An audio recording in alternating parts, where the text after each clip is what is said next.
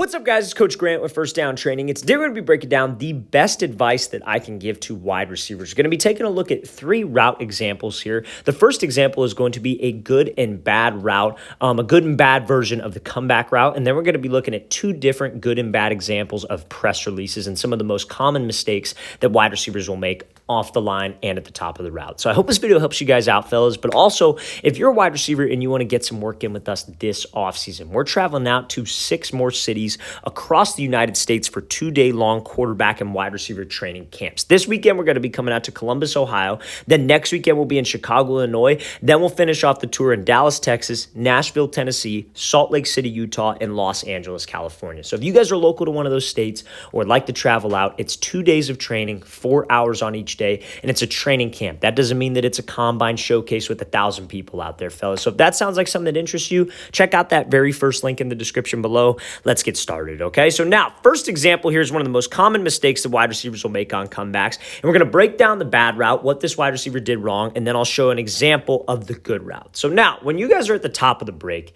it is so important on every route. We talk about this all the time. You got to sell vertical until the last possible second, right? You don't want to give something that we call an indicator to this DB. So an indicator is you either slowing down, you shortening your stride, or you raising your pad level. Those are the 3 things that this DB is taught to look for. So we're going to make this DB look like a hero if I show those things too early. Right? So right before this break point, this wide receiver, he starts to peek back, starts to raise this hand, but what he does automatically is his chest starts to raise. He starts to, quote unquote, this is what I like to say, expose his number. That means like his number on his jersey, you never want to expose it. Now, at the other end of things, you don't want to be hunched over. A good way of thinking of it is you want to keep your chest, not necessarily over your knees or over your toes. You want to keep your chest over your waist. If you keep your chest over your waist, you're going to stay in a good pad level position that doesn't give away your break. Now, this DB is also taught in man coverage and in zone coverage to play your speed. Match his speed. Do not run. Do not backpedal a ton if he's not running hard. Do not overcommit if he's not running hard. Match his speed. So as you're a wide receiver and you're not maybe confident in this break point,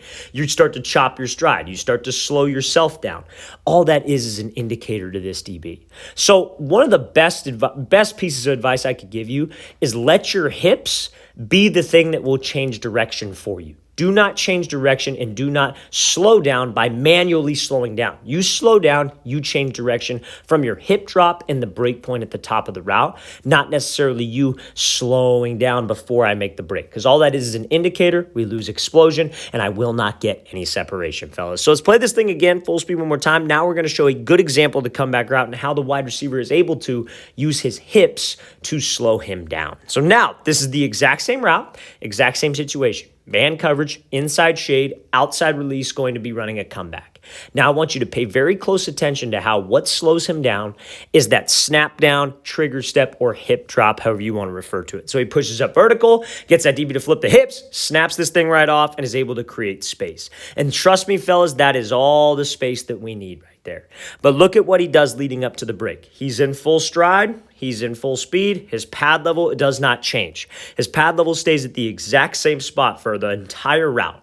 And that snap down, that drop of his pad level, the drop of his weight, him bringing his chin to his knee, that is what will slow you down, fellas. So the best piece of advice when it comes to top of the route breaks, let the hip drop, let the drop of your pad level be the thing that changes direction for you. You cannot be one of those guys that's not confident in this. You have to be confident in you dropping your hips. And trust me, it's an art form. It's something that you have to learn. It is something that you have to rep out. But the more comfortable you can get with this, it will apply to every single route. It's not just for a comeback route, right? Like maybe you're running like a whip route, and at that break point, you don't want to chop your feet a whole bunch. You don't want to slow down. You want to drop on that whip route. It translates to that. You're running a 5-yard hitch. You're running a 12 back to 10 curl. You're running a 15 back to 12 comeback. You're running a dig. All of those things, fellas, this can apply to. So that break point, you have to get comfortable letting the change of direction, aka the hip drop, or maybe it's just a single cut, be the thing that gets you out of the route, not necessarily slowing yourself down. So let's play this thing again, full speed one more time. Now we'll get into some press release examples and some of the best advice I can give when wide receivers are up against press coverage. So now, What a lot of wide receivers like to do against press is that they like to dance behind this line of scrimmage. And it's probably not intentional because I think that they know that they don't want to do that. I think it's just a bad habit that people get into. So the second piece of advice I can give all wide receivers is when you attack a DB and he's in press, you got to make sure that we are threatening him where he doesn't want to go, or AKA outside of his frame. So this wide receiver is running like a fade, I believe, or maybe a skinny post, but will play at full speed. But he makes no attempt to threaten this wide receiver, or threaten his DB, off of the line, right? So he makes no attempt to threaten him inside. Because if it's me and I'm running a fade route, I'm lined up at probably the middle of the numbers, I'm probably going to try to work this DB inside. I'm probably going to try to get him to keep his leverage inside so I have more space to the outside to go run my fade, right? I'm not just going to go run. I'm not just going to take off and go. Now, this wide receiver does that, but you see how when he makes this move and he does this kind of 1-2 move where he goes outside, then he gives an inside jab, it's all behind the line of scrimmage, fellas. It's going lateral. If you're a disciplined DB whose eyes are not high and you're watching the hips, his hips did not really go anywhere. His hips kind of stayed at the exact same level. That'll tell you right there that he's not taking the inside release, that he's not taking the outside release. So as a wide receiver, I got to think about that. Rather than stepping lateral, maybe I step at more of like a 45-degree angle to actually get into him and actually threaten him with the slant. His whole goal being inside shade is to protect the slant, to protect you crossing his face. So why not try to step there? Why not try to actually threaten him to the leverage? Because that will force an overreaction out of him. Imagine, see how much he reacted on this one. Imagine what we could have done if we actually got into his frame. So I'm going to play this full speed, and then we're going to be playing a good example of this and how, and just show pretty much what you would want to do with that crossover, right? So this is Kadarius Toney. This DB I would say is more like head-up coverage. So what he ends up doing is running a slant.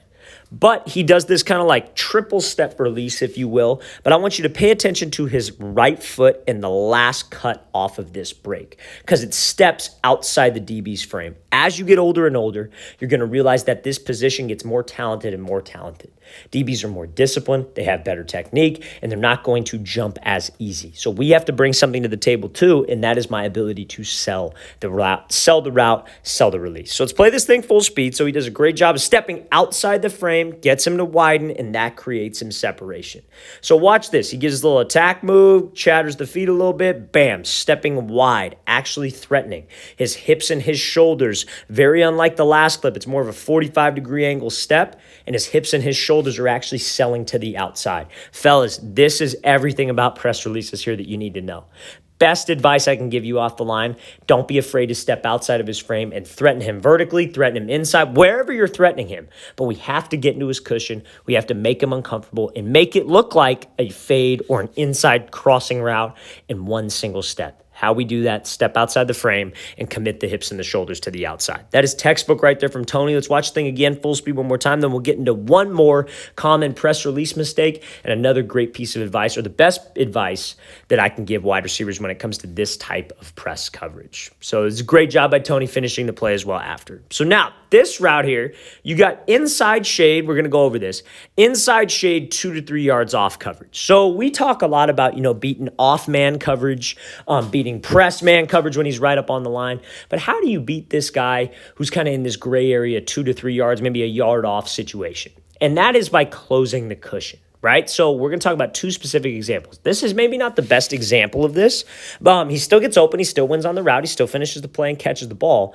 But against a more disciplined DB, this will not fly, and I'm going to tell you why. So let's play this again. So he comes at him, takes the 3 steps to the outside, and then makes that catch. So let's talk about it. This DB completely cheated the play, kind of. So right off of the snap, and he cheated in a wrong way. Right off the snap, you see how he just goes wide, right? So he just widens out. He starts backpedaling. You cannot backpedal in this situation as a DB. And you see how his eyes are very high. So when his eyes are high and he starts to backpedal right off the line, he's screwed. That's like literally the worst position that you could be in. What he needs to do is he's inside leverage, right? He's inside leverage for a reason. And he's supposed to be watching the hips. So if he would have sat to the inside, kept his leverage, this wide receiver would have gotten no space. Because when he came off the line, he barely attacked him. He did not close the distance with him. And if he would have stayed inside and he did his 3 steps to the outside, there is way too much of a gap between the two of them for him to get any separation. So my best piece of advice to you fellas is when you have that 2 to 3 yards off coverage, you got to get into his cushion, close the cushion to make that DB uncomfortable. Because if we would have came off here and we would have actually gotten real close to him, gave him a move, and then pushed up vertical, he would have gotten way more separation because he was hip to hip with this DB. It gives him less time to recover on the route. If you run this diamond release outside and there's like 2 yards in between the two of you, you still have to get back here and run the slant. And that DB just has more space and more time to recover and get right back into his technique and make a play on the ball. So let's play this thing full speed. Then we're going to show an example of Devontae Adams doing a better version of this same exact release. So now Adams is here. This is a more disciplined DB because now we got inside shade, 2 to 3 yards off, kind of the same scenario in the goal line in the red zone. So Adams running a slant. He's going to attack this DB and then push up 3 steps on a diamond release. So you see when he comes off the line, he's actually attacking. He's actually going at the DB. He's not going lateral. Imagine if he would have went here, like you see how he actually steps beyond the line of scrimmage, right? That's what we want. He steps beyond the line of scrimmage, about a yard or two, actually getting into the frame of the DB, closing this thing down. Could he have closed a little bit more? For sure. But we don't know the timing of the play. We don't know how quick he has to be out of the route, but he's not going lateral. Because if he were to go lateral, right, and he doesn't close any space with this guy, and he goes here, and then he tries to run the diamond release, when he cuts back open, like imagine this DB instead of being here is 2 yards back in this direction. There is way too much of a gap between the two, and that DB will be all over the route. So we have to make sure, let's get into his cushion. Then when I push up vertical, I am hip to hip, making him uncomfortable. Let's play this thing again, full speed one more time. Great job by Adams showcasing how you actually attack the leverage on this, pushing up vertical to get that DB's hip to flip and being right by him, hip to hip on every facet of the route. All right, fellas, I really want to thank you for watching. I really appreciate it. If you guys have any questions at all, don't hesitate to leave those in the comment section below. We always appreciate the feedback. It's always great to hear from you guys as usual. And again, fellas, if you'd like to come out to one of our 6 off-season training camps, we're coming out to Columbus, Ohio, Chicago, Illinois, Dallas, Texas, Nashville, Tennessee, Salt Lake City, Utah, and Los Angeles, California. 2 days of training, 8 hours total on the weekend of training with myself and my staff. So check out that very first link below. I'll see you guys next time.